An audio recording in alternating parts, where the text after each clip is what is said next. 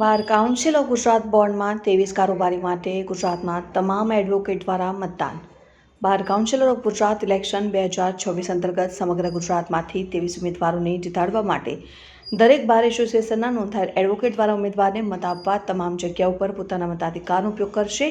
જેમાં ગીર સોમનાથ જિલ્લાના વેરાવળ ખાતે ઇતિહાસમાં પ્રથમ વખત ઉમેદવારી થઈ છે. જે વેરાવળ બાર એસોસિએશનના છેલ્લી 4 ટર્મથી ચૂંટાઈને આવતા એડવોકેટ SN સવાણીએ પોતાની ઉમેદવારી નોંધાવવાની સાથે પ્રચાર કરી જિલ્લાના ઉના, કોડીનાર, તાલલા, સૂત્રાપાડા, ગીર ગઢડા ઉપરાંત સમગ્ર ગુજરાત ફરીને પોતાનું પ્રતિનિધિત્વ ગીર સોમનાથ જિલ્લા વતી કરવા માટે અગ્રેસર રહ્યા છે. ત્યારે તારીખ 6 માર્ચ 2026ના રોજ સવારે 10:30 થી 4:30 સુધી ગીર સોમનાથ જિલ્લાના અંદાજિત 750 જેટલા એડવોકેટ પોતાના મતાધિકારનો ઉપયોગ કરશે અને બાર કાઉન્સિલર ઓફ ગુજરાતમાં ઉમેદવારોને જીતાડી પોતાના મતથી પ્રતિનિધિત્વ આપવા મતાધિકારનો ઉપયોગ કરશે. અત્રે ઉલ્લેખનીય છે કે આ પ્રક્રિયા જે રાજ્યસભા અને લોકસભામાં ચૂંટણી પ્રક્રિયા છે તે રીતના જ બેલેટ પેપરથી થતી હોય તેવું જાણવા મળી રહ્યું છે.